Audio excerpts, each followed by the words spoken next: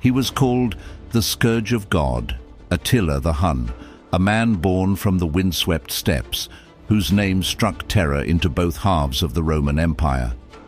But what if I told you that his greatest weapon wasn't just his sword, it was his mind? Today, we dive into the untold story of Attila, not just the man who razed cities, but the strategist who perfected psychological warfare, the conqueror who dismantled Rome's greatest power piece by piece. The Huns emerged from the heart of Eurasia, equestrian nomads whose speed and ferocity baffled settled armies. Born in the early 5th century AD, Attila inherited leadership of the Hunnic Confederation around 434 AD, after the death of his brother. But this wasn't simply a tribal uprising. It was the birth of an empire that rode on horseback, shot arrows further than any infantry could raise a shield, and struck when their foes thought safety was assured. His first treaty with the Eastern Roman Empire forced the payment of gold and tribute, proof not only of Hunnic strength, but of Roman fear. And as the Huns swelled in power, Attila did something many conquerors neglect. He studied the Romans. He learned their politics. He turned their rivalries against them.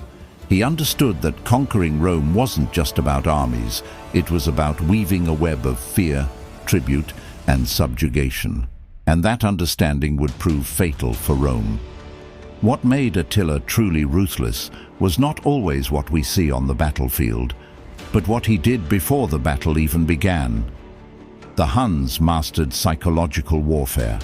Nearly invisible until the moment of strike, they rode in thunder-fast waves, archers raining death from a distance. They spread rumors of slaughter, of divine wrath. They used their reputation as a weapon. The term barbarian horde was not just accurate, it was the very strategy. But more than that, Attila reinvented siege warfare. In 443, his forces used battering rams, siege towers, and the captured skills of peoples he defeated to assault fortified Roman cities.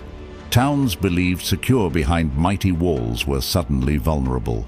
Fear, hunger, and isolation replaced the open field as the new battleground. Imagine the dread, hearing hoofbeats at dawn, knowing escape was impossible, hearing creaking siege machinery at the gates. That dread, crafted by Attila, broke cities long before walls did. And when Rome paid gold, made treaties, they were paying for their survival, not their victory. Between 441 and 447, Attila's campaigns smashed Roman defenses across the Balkans. In 451 AD, he invaded Gaul with up to 200,000 warriors. His only major battlefield setback came at the Battle of the Catalonian Plains. Undeterred, in 452, he thrust into Italy, sacking cities like Aquileia and Milan, leaving a trail of ruin. Picture the walls of Milan lighting up under fire, the terrified screams of civilians, the gold of tribute flowing out of the empire into the coffers of the Huns. And yet, Attila didn't march on Rome itself. Why? Theories swirl. Plague, famine, supply lines cut, or perhaps the fear of the unknown.